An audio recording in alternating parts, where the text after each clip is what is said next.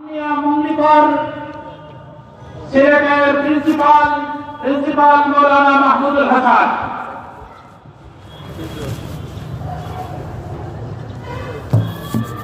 نحمده ونصلي على رسوله الكريم أما بعد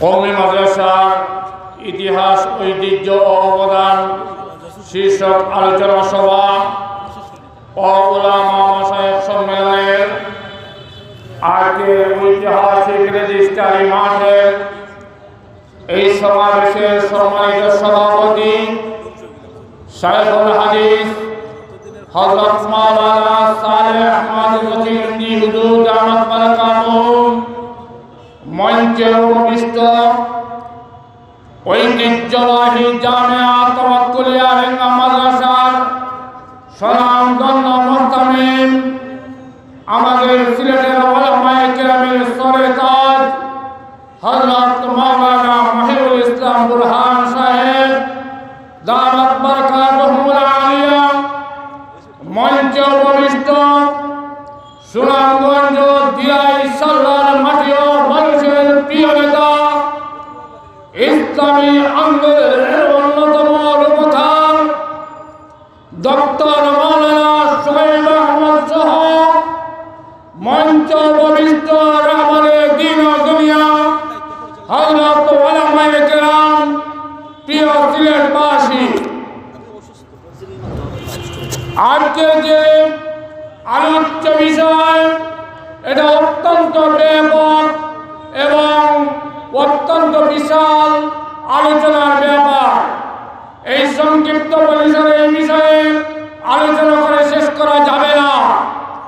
আমরা আমাদের বুজুর্গানে দিন আকাবিরিনে ইসলাম যারা, আমাদের মুরব্বিয়ানে কেরাম যারা, আমাদের পথ প্রদর্শক যারা, তাদের কাছ থেকে এই বিষয়ে আমরা মূল্যবান বক্তব্য শুনব এবং আগামী দিনের পথ চলায় আমাদের সহায়ক ভূমিকা হবে সেই আশাবাদী ব্যক্ত করি। সংগ্রামী উপস্থিতি, আপনারা জানেন কওমি মাদ্রাসার ইতিহাস ঐতিহ্য অবদান এত বিশাল যে সাগরের পানির চাইতেও বিশাল। এই উপমহাদেশে কওমি মাদ্রাসার সূতিকাগার যেটা দারুল দেওবন্দ, এই দেওবন্দের জন্ম না হলে এই উপমহাদেশকে ইংরেজদের হাত থেকে মুক্ত বা স্বাধীন করা যেত না। আমাদের স্বাধীনতার মূল মন্ত্রই হচ্ছে উপমহাদেশকে ব্রিটিশ বেঙ্গলের হাত থেকে মুক্ত করার যে আজাদী আন্দোলন 1847 এবং 57 ইংরেজির যে সংগ্রাম, সেইটাই কওমি মাদ্রাসার উলামায়ে কেরাম করেছিলেন। আপনারা জানেন এই উপমহাদেশের আজাদী আন্দোলনের নায়ক বাল্টার জেলবন্দি শাইখুল হিন্দ মাহমুদ হাসান, শাইখুল আরব ওয়াল আজম আল্লামা সৈয়দ হুসাইন আহমদ মাদানী রহমতুল্লাহি আলাইহির মতো ব্যক্তিত্বের শুধু যদি ইতিহাস ঐতিহ্য বর্ণনা করা যায় তাহলে দিবারাত্রি এমনকি মাসের পর মাস, বছরের পর বছরও তাদের আলোচনা করলে শেষ করা যাবে না।